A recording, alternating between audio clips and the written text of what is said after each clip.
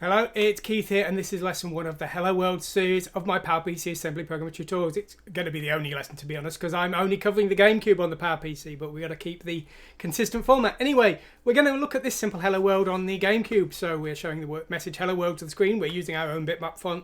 We're setting up the screen. We're assembling this file.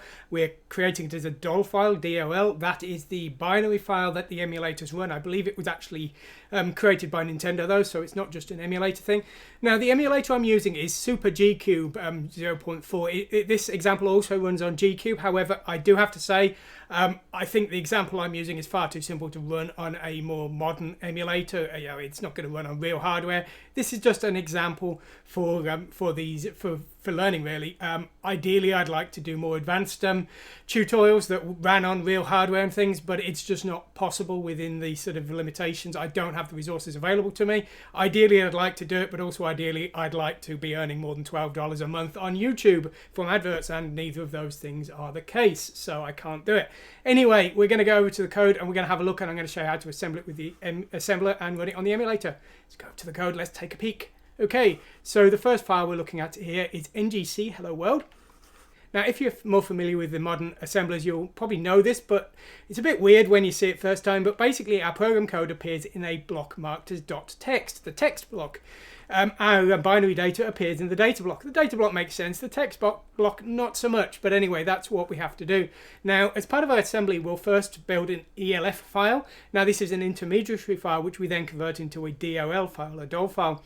Now, the DOL file has a 256-byte header, which has the various sections and where they're loaded into memory in the emulator. You can create your own just by putting a binary header onto the start of the file, but that didn't go well with the assemblers, so we're not doing it that way. We're going to convert the ELF file instead.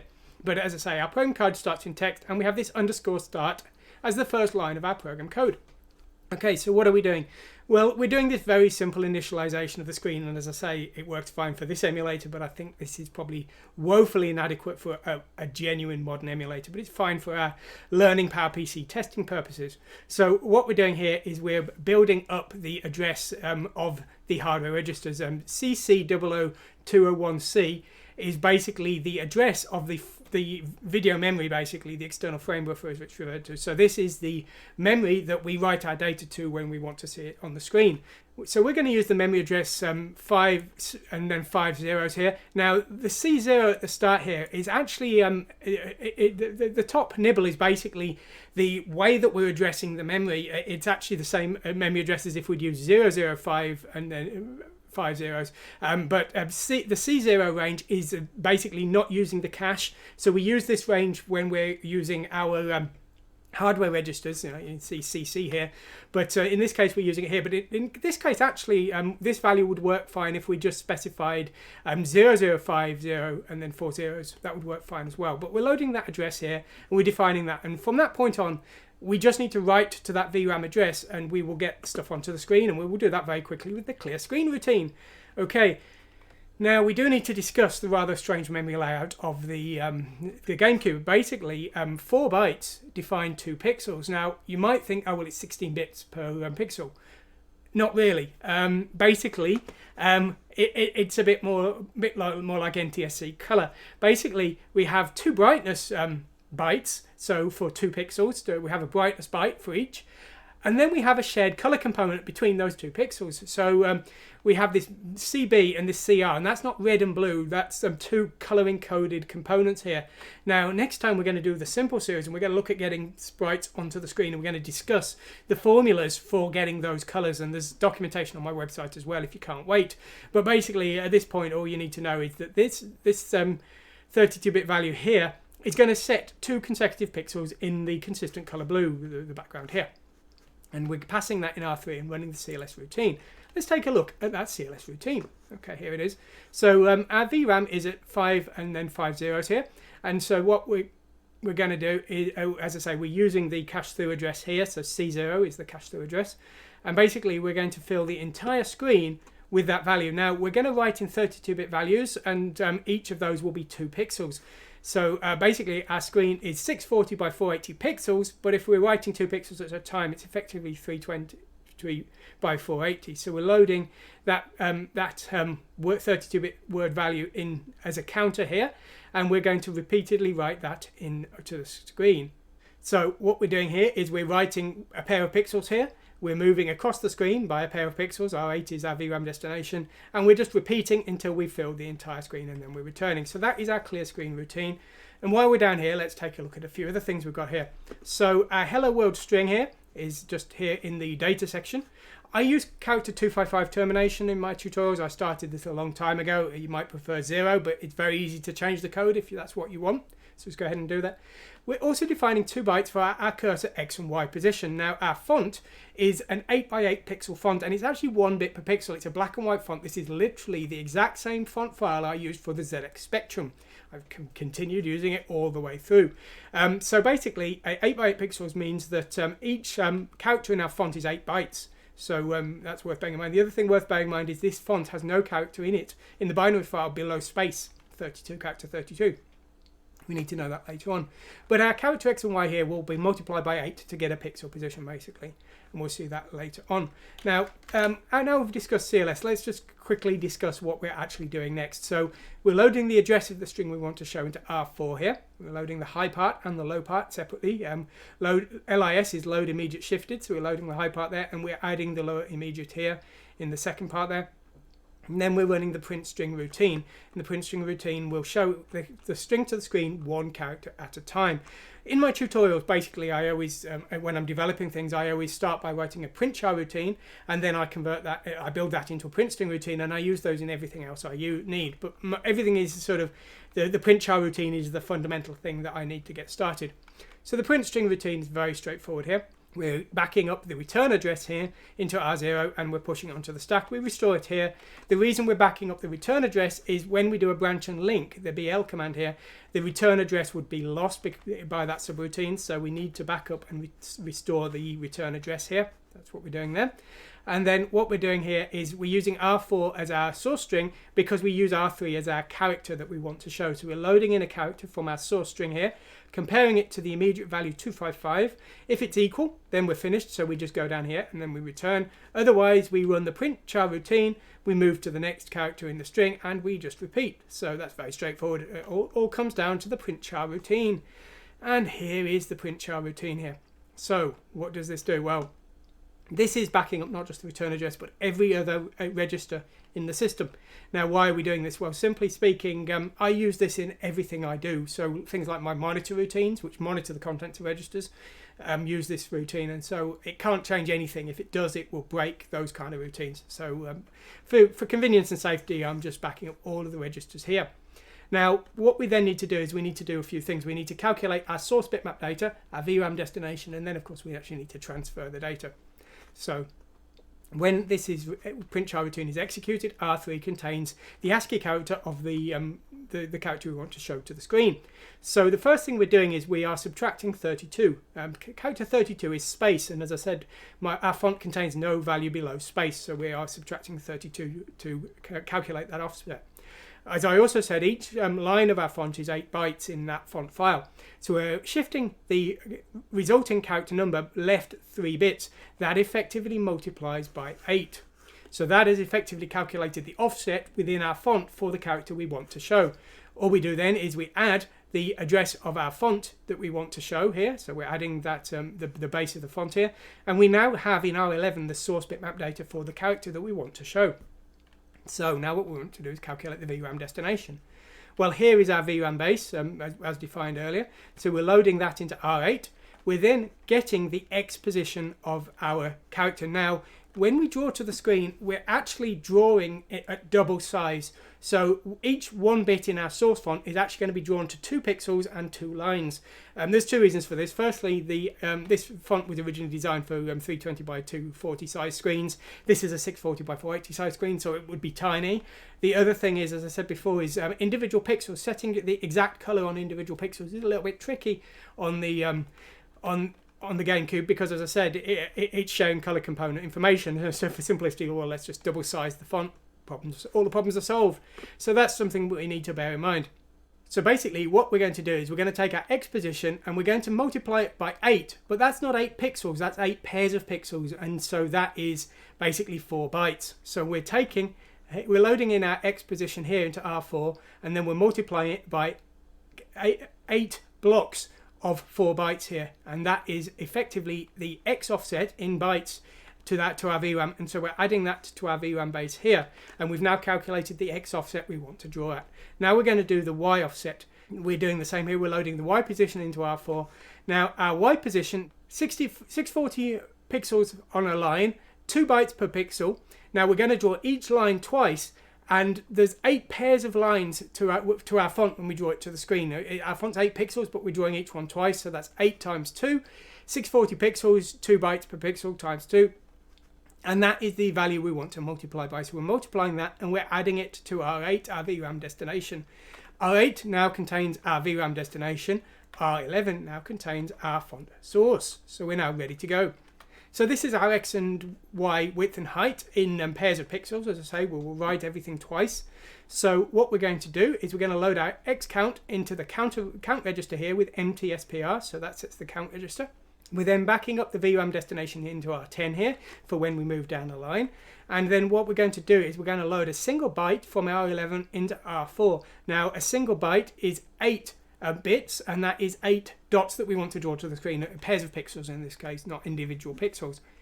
Now if the bit is set to 1, we're going to colour it in yellow, so that is the visible font. If the bit is 0, we're going to colour it in blue, and we are loading the 32-bit value here for a pair of pixels in yellow, or the 32-bit value for the pair of pixels in blue, and the decider on which one of those two we use is a single bit in our font. Now our source font is currently in R4. We loaded it in here, and so we're testing the leftmost bit here of R4 and storing the result in R3 here.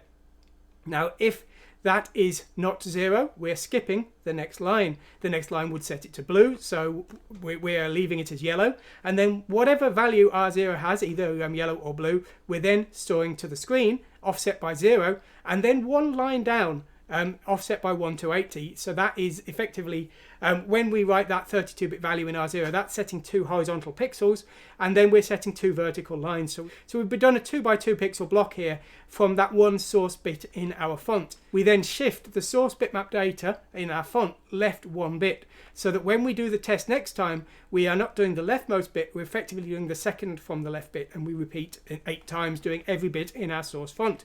BDNZ is decrementing the count and repeating. Once we've done a line, we restore our backup of our VRAM destination from R10 into R8. We then move down 2 lines, because we wrote 2 lines each time, remember, up here. And we are then going to basically repeat using our Y counter until we've drawn all of our font to the screen. We then restore our registers and we return. So that's how we draw our characters and how we draw our font. Now, how we draw our string. Now, once we've drawn the string, we're simply dropping into an infinite loop, a very crude way of finishing our program, but it will suffice for this case. So that is our program. That's what we're running today. You've seen it running. We can run it again now if we just run here. So that's how we get this, and I can prove that to you if I just change. Always a good thing to do is if you change the code, if we change the exclamation mark to a question mark and we compile again, we can check we're really compiling and not we're just running an old version of the code. So there we go. So how do we actually assemble it? Well, I use this batch file called assemble ELF. There's multiple stages. The assembler I'm using is PowerPC EABIAS. Now this is a free assembler, so you can go ahead and download this. We need to set a variety of settings. Now, because of my batch file, the %build file % here is actually the source ASM file, so that would be your NGC Hello World ASM in this case.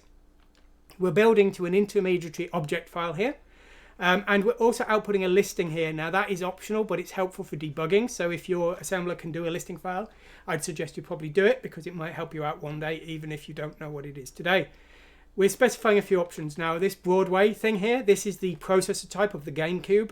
This is the specific PowerPC platform of the GameCube. And then this reg names thing, and this is an option that basically allows us to use labeled reg names. So I use R8 and R10.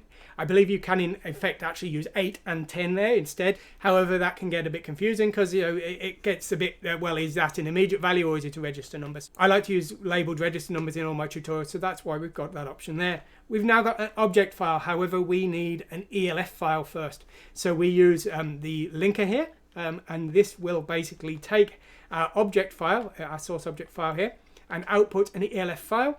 We are specifying the build type, the file type we're creating. We're creating an ELF32 for the PowerPC, and we need to specify a linker script here, linker.txt.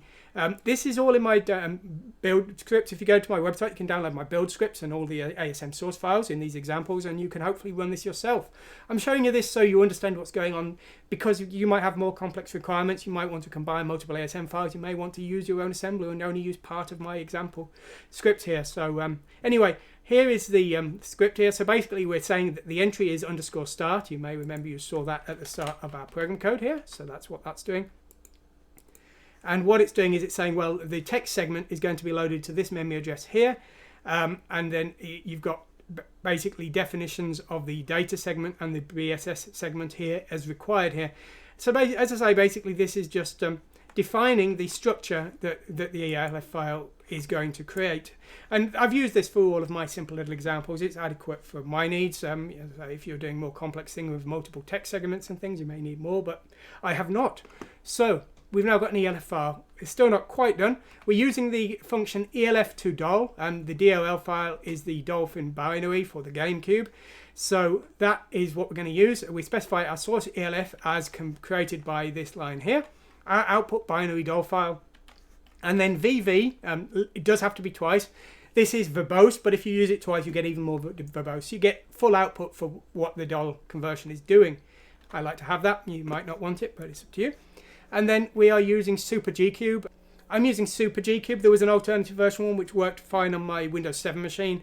My Windows 10 machine did not like it. SuperH, but works fine on both. But as I say, I think this is a very early emulator, and so I don't believe for a second my examples will work on modern emulators or modern hardware, because I think it's a very basic one, but perfectly fine for a bit of fun.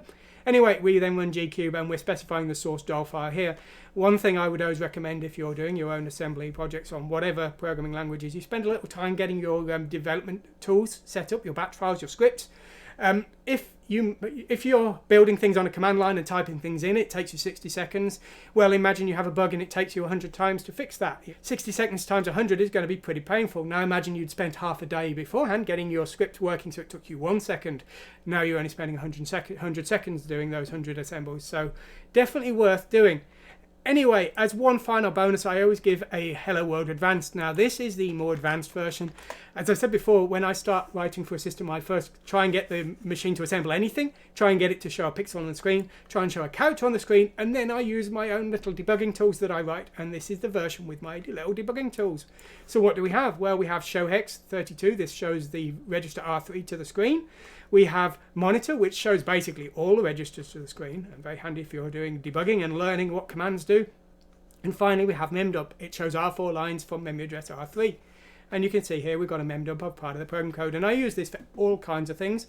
If I'm playing with commands and I want to see what they do, how they fit the registers, this is great. If I'm trying to do things like reading the joypad, I was doing that recently. Maybe I need to dump a part of the memory to see if that memory contains the values I expect. Maybe I just want to see the registers from the screen, loading from them from the memory. And as I say, these are great. So I suggest you maybe use these if you can, if they help you out.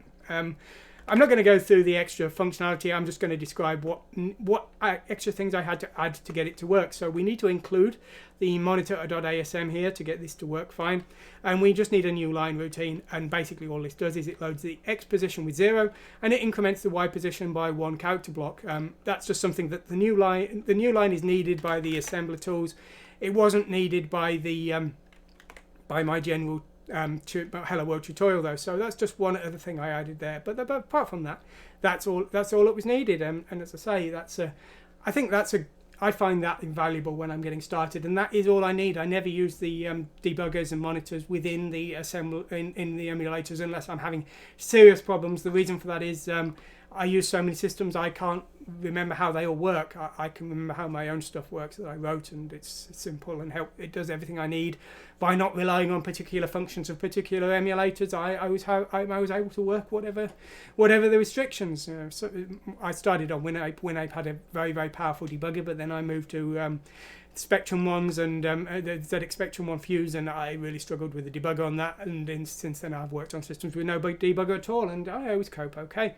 Anyway, I hope you've enjoyed what you've seen today. If you have, like and subscribe. I've got more GameCube coming. We're going to be doing bitmaps next time. We're going to be doing joypad movement of bitmaps another time, so please stick around for those. Thanks for watching, and goodbye.